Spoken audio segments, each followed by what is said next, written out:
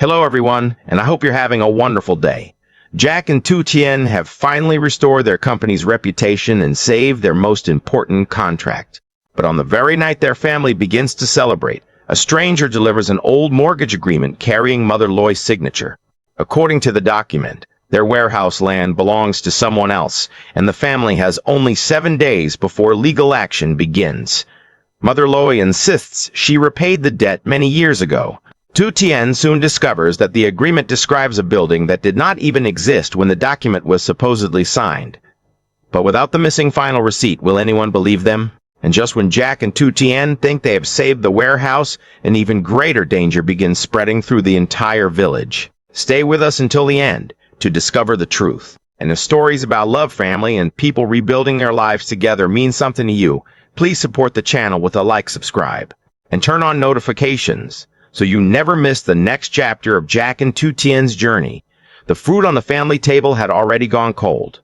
Only a short time earlier, laughter had filled the house. Mother Loi had prepared roasted chicken, garden vegetables, hot soup, and fresh melon to celebrate the restoration of Jack and Tu Tien's 6-month supply contract. Uncle Dung had been joking with the workers. Han and her younger brother had come to apologize for their silence during the counterfeit products crisis. For the first time in several difficult days, everyone believed the farm could finally return to normal. Then Uncle Dung arrived carrying a thick folder delivered by an unknown man at the gate. Now, the dining room was completely silent. The land dispute notice lay open in the center of the table. Jack read the final paragraph again. The person named in the document claimed to hold an unpaid mortgage over the land where the warehouse and packaging area had been built. The family had 7 days to respond. If they failed to provide evidence challenging the claim, the other party could request temporary restrictions on the property while the dispute was formally investigated. The warehouse would not immediately become someone else's property. But if the authorities restricted its use, Jack and Tu Tien might no longer be allowed to store or package products there. Their next shipment was scheduled to leave in 5 days. At the bottom of the attached mortgage agreement was Mother Loi's signature. Tu Tien sat beside her and held her hand. Mother Loi stared at the paper as though it had brought a dead part of her past back into the room. "The signature looks like mine," she whispered. "But I never used that land as security." Jack turned through the documents. "Did you borrow money during the period when the family lost the old company?" Mother Loi nodded. There were unpaid workers, medical expenses, and many people demanding money. I borrowed from a small rural credit cooperative. Who managed the cooperative? A man named Mr. Bin. A man named Mr. Bin. Did you repay the loan? Every installment. Mother Loi pressed her fingers against her forehead. It took years, but I remember making the final payment before the cooperative closed. Do you still have the receipts? I kept them in a metal box beneath the bed. Jack immediately stood. Before he could leave the table, his phone rang. The call came from the purchasing manager of the clean food store chain. The next delivery was scheduled to arrive in Hanoi in 5 days. The manager wanted confirmation that production had returned to normal after the counterfeit case. Jack looked through the window toward the warehouse. Workers had already placed empty boxes beside the loading area. The next batch of bamboo shoots was drying beneath the covered shelter, while rows of melons waited in the field. "We are preparing the shipment," Jack said. "Will there be any additional delay?" Jack hesitated. He could have hidden the new dispute. Instead, he answered honestly. "We received a claim involving the warehouse property tonight." The manager became quiet. "Will it affect the delivery?" "We are still checking." "Our company supported you because your records were transparent," the manager said. "But we cannot accept another incomplete shipment." Jack tightened his grip on the phone. "We will deliver on schedule." After the call ended, Jack looked toward the warehouse again. "If we move the products now, Son may claim we accepted that he has rights over the property." Tu Tien opened the warehouse inventory book. "We do not need to abandon the building." She placed the book in front of Jack. "We photograph every piece of equipment. We copy every production record and move only the finished products to the dry room beside the house." Jack looked at her. "We continue working while protecting the shipment." "Exactly." Uncle Dung agreed to supervise the workers. They would prepare the next order as planned, but no important record or completed product would remain unprotected. Mother Loi lowered her eyes. This happened because of the debts I created. Jack immediately knelt beside her. You borrowed money because the family was collapsing. If I had managed everything better, you were trying to keep people fed and pay the workers. Mother Loi's voice trembled. But now both of you may lose the company because of me. Tu Tien placed the disputed agreement between them. An old debt does not give another person the right to invent a new document. She looked at Mother Loi, then at Jack. We have 7 days. We can spend them blaming ourselves, or we can spend them rebuilding the truth one piece at a time. Jack closed the folder. Then we begin tonight. Early the following morning, Mother Loi led Jack and Tu Tien into a small bedroom at the back of the house. Beneath the wooden bed was an old metal box covered in dust. The lock had rusted shut. Uncle Dung brought a small tool and carefully forced it open without damaging the contents. Inside were papers from the most difficult years of the family's life. There were hospital receipts, unpaid electricity bills, letters demanding payment, old photographs, salary lists, and handwritten records of money borrowed from friends. Mother Loi sat on the floor. Each document appeared to carry a painful memory. She lifted one hospital receipt and stared at it. I borrowed money that month because Jack's father needed treatment. Jack gently placed the receipt beside the others. You do not have to explain every decision. I want you to understand why there were so many debts. We understand, Tu Tien said. Now we need to understand how someone used them. They began sorting the papers by date. Tu Tien found a group of receipts from the Rural Credit Cooperative. Each showed Mother Loi's name, the payment amount, and the remaining balance. There are 11, Tu Tien said. Mother Loi counted them twice. There should be 12. Jack checked the dates. The missing receipt would have confirmed the final payment. Without it, the existing records only showed that Mother Loi had paid most of the loan. They did not officially prove that the debt had been completed. Mother Loi closed her eyes. The final payment was made in cash. Was Mr. Bin present? Jack asked. No, he was ill that week. Who received the money? His assistant. Mother Loi looked again at the name on the land claim. Son. Jack's expression hardened. The same son who now claims to own the mortgage? Mother Loi nodded slowly. He counted the money in front of me. Did anyone else see it? There were customers outside. But inside the office, only Son and I were present. Tu Tien continued searching through the metal box. At the bottom was an envelope containing old photographs of the property. One showed Mother Loi standing beside a small wooden storage shed. Chickens wandered through the open yard, and the road behind the property was still an unpaved path. Tu Tien placed the photograph beside the disputed mortgage agreement. The document described the secured property as the concrete agricultural warehouse, attached packaging facility, and loading area. She checked the date. The agreement was supposedly signed 12 years earlier. Tu Tien looked toward the warehouse visible through the bedroom window. Jack, when did you build the current warehouse? 3 years ago. She handed him the photograph. This agreement describes a building that did not exist 9 years after the claim's signing date. Jack compared the document with the photograph. He immediately saw another problem. The mortgage agreement used the current name of the access road, but when the photograph was taken, the road had a different name. The district had renamed it only 5 years earlier. Mother Loi looked between them. What does that mean? It means someone copied old information about your debt, Tu Tien said, but added a modern description of the property. Jack placed the photograph and document into a separate folder. The agreement may have been created recently. Mother Loi touched the signature. But how did they copy my name so accurately? Jack looked through the remaining papers. Someone who had access to these records could have copied it. They checked the metal box carefully. One old loan application was missing its final page. A clean tear ran along the binding. That page might once have contained Mother Loi's original signature. Someone could have removed it years earlier. Tu Tien noticed a handwritten note on the back of another receipt, asterisk, final payment next Monday. Ask son for the blue ledger entry. Ash. What blue ledger? She asked. Mother Loi tried to remember. Mr. Bin kept a large blue account book. Completed loans were recorded there. Jack stood. If that ledger still exists, it may contain the final payment. Mother Loi had heard that Mr. Bin now lived in a village beyond the mountain. Uncle Dung knew the road. They decided to find him immediately. Mr. Bin lived beside a small tea garden in a quiet mountain village. His house was simple, with a red tiled roof, faded wooden doors, and a covered veranda facing the green tea rows. His daughter helped him walk outside. Age had weakened his legs and eyesight. At first, he did not recognize Mother Loi. Then she mentioned the cooperative.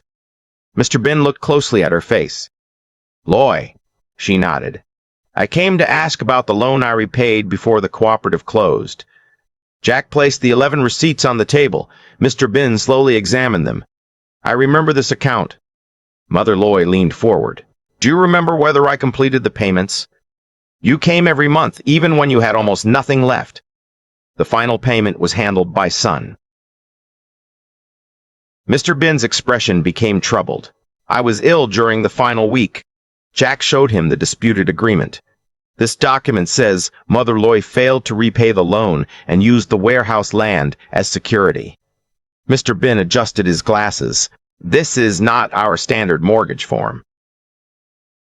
The stamp appears genuine, Jack said. The stamp may be real. Son sometimes kept the office keys when I was away. Tu Tien pointed to the property description. This document mentions the concrete warehouse and the current road name.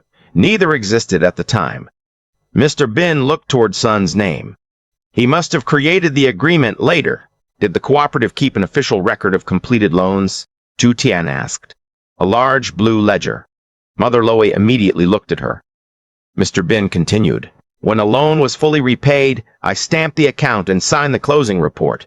Where is that ledger now? Jack asked. Mr. Bin's daughter brought several old books from a cabinet. The blue ledger was not among them. Her father became increasingly frustrated. I did not throw it away. He closed his eyes and tried to remember the final days before the cooperative closed. There was an old filing cabinet in the attic. His daughter shook her head. We searched that cabinet when we repaired the roof. The bottom drawer was broken, Mr. Bin said. It could not be opened normally. He reached beneath his shirt and removed a small brass key tied to a cord. This opens a narrow compartment behind the drawer. His daughter stared at the key. You never told me there was another compartment. I hid the closing ledgers there because people were demanding access to the cooperative records. Mr. Bin placed the key in her hand. Search again. Jack offered to stay and help, but Mr. Lackids. Bin asked him to prepare the other evidence. If the ledger remains there, my daughter will bring it to the district office. And if it is gone? Mother Loi asked. Mr. Bin looked at her. Then I will still tell them what I remember. Mother Loi's eyes filled with tears. A memory may not be enough. No, he admitted, but it is where we begin. Before the family left, Tu Tien asked about son. Mr. Bin sighed. Son was not always dishonest. What changed? After the cooperative closed, he borrowed money from private lenders. He later lost money in several trading deals. Did he know Mother Loi's property had become valuable? Everyone in the district knows about the company now. Mr. Bin looked toward Jack. Years ago, that land had only an old wooden shed. Today it has a warehouse, equipment, workers, and a major supply contract. The motive was becoming clearer. Son had not pursued the land when it was nearly worthless. He waited until Jack and Tu Tien had transformed it into a successful business property. As they returned to the car, Mother Loi stopped beside the garden gate. I should have demanded the final receipt. Jack looked at her. You trusted the person responsible for recording the payment, and that trust may cost all of you the warehouse. Tu Tien took Mother Loi's arm. Trusting someone is not the same as giving them permission to betray you. Mother Loi looked at her. We will prove the agreement is false, Tu Tien continued. Not only because the warehouse is valuable, but because you deserve to know that your memory is true. 2 days later, Jack, Tu Tien, and Mother Loi attended a preliminary meeting at the district land office. A land officer named Miss Lan reviewed the evidence from both sides. Sun arrived in a clean dark jacket carrying a leather folder. He appeared calm and confident. According to his claim, Mother Loi had failed to complete the final loan payment. When the cooperative closed, Sun said he legally obtained the remaining debt and the attached mortgage rights. Mother Loi stared at him across the table. You received my final payment. Sun did not look directly at her. I received payments from many people. You counted my money. Your account remained incomplete. That is a lie. If you paid the debt in full, where is the final receipt? Mother Loi could not answer. Sun turned toward Jack. I do not want conflict with your family. I only want the security attached to an unpaid loan. Jack remained controlled. The land was never offered as security. The document says otherwise. Tu Tien placed the old photograph beside the agreement. This photograph was taken during the year the document was supposedly signed. Miss Lan examined it. The image showed only the small wooden shed. Tu Tien continued. The agreement describes a concrete warehouse, packaging room, and loading area. The construction permit for those structures was issued only 3 years ago. Sun answered quickly. The property description may have been updated. Ms. Lan reviewed the document. There is no registered amendment. Sun opened his folder. The land itself remains the same. Tu Tien pointed to the address. The road name on this agreement did not exist 12 years ago. She placed the district road renaming notice beside it. The road received its current name only 5 years ago. Miss Lan turned toward Sun. Why does an old agreement contain a modern property description and a modern road name? Sun's confidence weakened. The original document was damaged by water. This is a later copy. Where is the damaged original? It was destroyed. Who prepared this copy? Sun hesitated. I do not remember. Jack placed the 11 receipts on the table. These prove Mother Loi regularly paid the loan. They do not prove the final payment, Sun replied. Ms. Mon recants. Lan did not immediately dismiss either side. The inconsistencies were serious, but the missing final receipt meant the repayment still required verification. She announced that no restriction would be placed on the warehouse while the document was being examined. The disputed agreement would also be sent for verification of the signature, seal, paper, and printing date. Both sides received 48 hours to submit additional records. Outside the office, Sun approached Jack. There is an easier solution. Jack stopped. Sun named a large settlement amount. Pay me, and I will withdraw the claim. Tu Tien had heard him. You want us to buy land that already belongs to the family. Sun gave her a cold smile. You can protect your pride, or you can protect your company. Jack looked toward the truck waiting outside. The workers had continued packaging the next order that morning. If the dispute lasted for weeks, the customer could still lose confidence. Sun handed Jack the written offer. You have until tomorrow morning. Jack accepted the paper but said nothing. Sun walked away, believing fear would make the decision for him. That evening, the farm continued working. Tu Tien supervised the packaging of dried bamboo shoots and herbal tea. Uncle Dung checked the melons and recorded which rows would be harvested the following morning. Mother Loi prepared food for the workers. Jack sat alone at a table inside the warehouse with Sun's settlement offer in front of him. He calculated the cost of losing the building. They would need another storage site. Packaging would stop. The contract could be delayed. Dozens of workers might lose income. Tu Tien entered with 2 cups of tea. You are considering paying him. Jack did not deny it. If paying him protects the workers in the contract, perhaps it is the responsible choice. And when he returns with another document, we may not find the blue ledger. Then we continue with the photograph, the construction permit, the road record, and the document examination. That may take time. Tu Tien sat beside him. You once told me not to let fear decide my future. This is different. Because this time you are the one who is afraid. Jack looked toward the workers. I'm afraid they will lose their jobs. He looked toward the house. I'm afraid Mother will lose the land she protected through the worst years of her life. Then he looked at Tu Tien. And I'm afraid you will lose the company you finally began to believe belongs to you. Tu Tien placed her hand over his. This company does belong to me. That is why I must protect it. No, she shook her head. That is why we must protect it together. Mother Loi had been listening outside. She entered carrying a faded cloth bag. Inside were her remaining savings, a pair of gold earrings, an old bracelet, and several small pieces of family jewelry. Use these, she said. Pay, son. Jack immediately pushed the bag back. No. The debt began with me. The fraud began with him. Mother Loi's voice broke. I cannot allow both of you to lose everything because of my past. Tu Tien moved beside her. Mother, borrowing money to save your family was not the mistake. She held Mother Loi's hands. The mistake would be paying someone who is using your fear to steal from you. Jack picked up the settlement offer. He tore it in half. We will not pay him. The family spent the night rebuilding the history of the land. Jack gathered tax records, construction permits, production documents, and photographs of the warehouse. Tu Tien arranged the family photographs by year and wrote a timeline showing when every structure had been built. Mother Loi listed every person who might have seen her make payments. Uncle Dung searched old cabinets and storage boxes. Near dawn, he found a calendar from the year of the final payment. On one page, Mother Loi had written, Final cooperative payment cash received by son.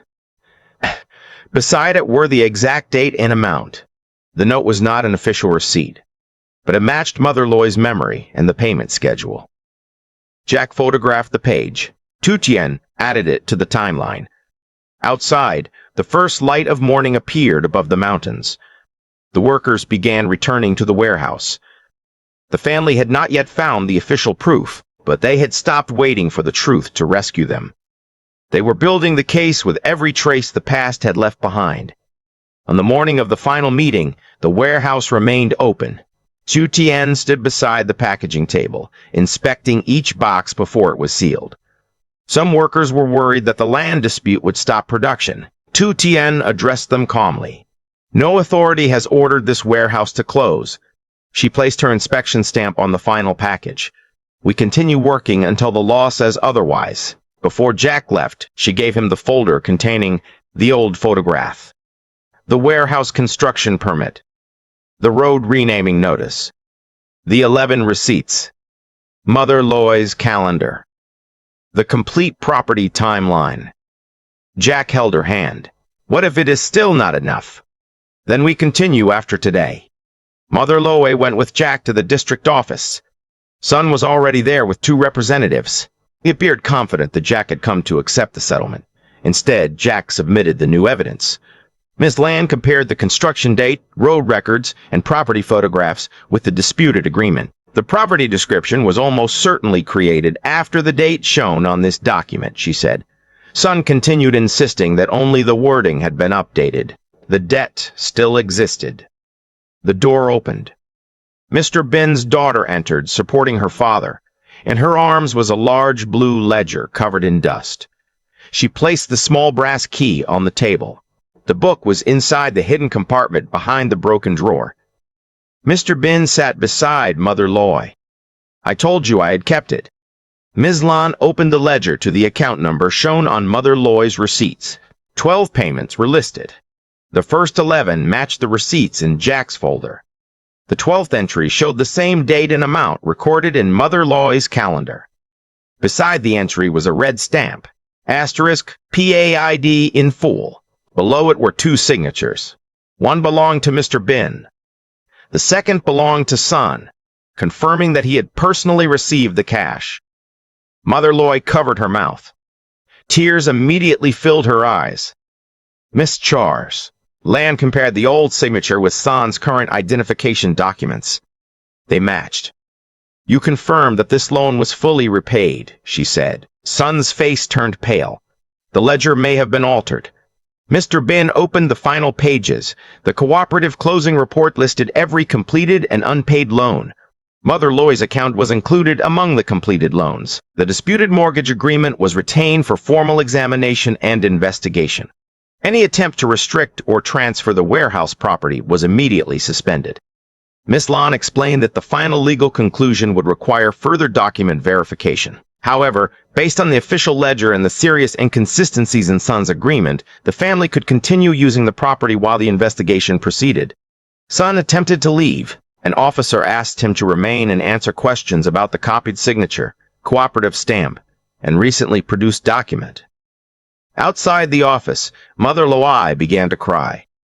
For days, I wondered whether my own memory had failed me. Jack embraced her. You remembered correctly. I almost gave him everything because I was afraid. Tu Tien stood beside them. That is why people use old wounds against us. Mother Loi looked at her. They know fear can make the truth feel uncertain. Tu Tien continued. Mother Loi held her hand. You noticed the building description before any of us. I only remembered when Jack built the warehouse. Jack smiled at her. That detail gave us time. Tu Tien looked at the blue ledger, and the records proved the truth. They returned to the farm before sunset. The workers gathered outside the warehouse. Jack explained that the property would remain open and the document was now under official investigation. Mother Loi walked to the warehouse door and unlocked it herself. Tu Tien lifted the company sign while Uncle Dung secured one loose corner above the entrance. The workers applauded. Inside, the final packages were waiting. They had protected the warehouse. They had protected the next order. Most importantly, Mother Loi no longer had to question her own memory. The next morning began with a rare moment of peace. The delivery truck left the farm shortly after sunrise. Jack and Tu Tien stood beside the road until it disappeared beyond the mountain curve. Mother Loi prepared breakfast beneath the veranda. Uncle Dung brought a basket of newly harvested vegetables. For several minutes, the family sat together without discussing contracts, documents, or threats. Mother Loi placed food into Tu Tien's bowl. You barely ate yesterday. Tu Tien smiled. Everyone was watching the land meeting. No one remembered the shipment still needed to be finished. Jack looked at her. Someone remembered. Uncle Dung laughed. The quality director remembers everything except when she needs to rest. For the first time in days, Tu Tien laughed with them. After breakfast, she placed a copy of the final ledger entry inside the family's wooden memory box, beside the first major supply contract. Jack watched her. Another treasure? A reminder, she said. That one document can lie, but the truth usually leaves more than one trace. Jack closed the box. A worker suddenly ran across the yard. Jack! Tu Tien! The irrigation system has stopped. They rushed to the melon field. No water was coming through the pipes. The soil around the youngest plants had already begun drying beneath the morning sun. Uncle Dung checked the pump. The machine is working. He opened the main valve. The problem is upstream. They followed the pipeline toward the natural spring above the farm. On the way, they saw several villagers gathering beside the road. An elderly farmer carried an empty bucket. Another family said their vegetable field had received no water since dawn. The problem was not limited to Jack and Tu Tien's farm. Every household below the upper hill had lost access to the spring. At the boundary of the upstream property, a new metal fence blocked the maintenance path. Workers were digging a large pond and redirecting part of the spring through a new channel. A sign had been attached to the fence, *PRIV8 Construction Arias. Jack called for the site supervisor. A man wearing a Queen work jacket approached and presented a permit. The upstream land was sold recently. The owner is building a private agricultural reservoir. This spring supplies the entire village, Jack said. The owner has permission to construct a pond. Tu Tien studied the permit carefully. The approved plan allowed a small storage pond that could collect excess rainwater. It did not authorize the workers to block the existing stream or remove the community pipeline. She pointed to the document. This permit does not allow you to redirect the full water source. The supervisor took the paper back. We are following the owner's instructions. Several villagers became angry. Their rice fields, vegetables, livestock, and household water all depended on the spring. Jack stood between the villagers and the workers before the argument became physical. "No one damages the equipment," he said. "We solve this with evidence." Tu Tien walked closer to the newly dug channel. Fresh soil covered a section of the old community pipe. The workers had not merely redirected surface water. They had deliberately crushed and buried the pipeline that served the farms below. Uncle Dung uncovered part of the broken pipe. This was not an accident. A black vehicle was parked near the top of the hill. The rear door opened. A person stepped out, but remained too far away for anyone to recognize. The stranger watched the villagers gathering around the fence. Then the site supervisor received a phone call. He listened for several seconds before turning toward the workers. "The owner says construction will continue." Jack looked across the dry fields below. Tu Tien held the permit in one hand and a broken piece of the community pipe in the other. The warehouse dispute had threatened one family. This new action threatened the entire village. Mother Loi, local farmers, and workers began arriving behind them, with empty buckets and dry irrigation hoses. Tu Tien looked at Jack. "This is no longer only about our farm." Jack nodded. "If the spring belongs to the community must protect it together." The black vehicle slowly drove away along the upper road. No one saw the owner's face. But by noon, the youngest melon plants would begin to wilt. By the following day, the vegetable fields could be damaged. Jack and Tu Tien had saved their warehouse with old records and a hidden ledger. Now they had only hours to restore the water before an entire village lost its harvest.